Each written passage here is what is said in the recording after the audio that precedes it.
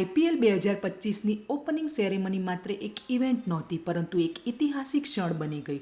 અરિજીત સિંહ એક એવો અવાજ જેને આખી એક પેઢીની લાગણીઓને શબ્દ આપ્યો. આ મંચ પર તેમનું અંતિમ પરફોર્મન્સ દરેક સંગીત પ્રેમી માટે ભાવુક બની ગયું. અરિજીત સિંહ બદલી ન શકાય એવો અવાજ હંમેશા દિલોમાં જીવંત રહેશે.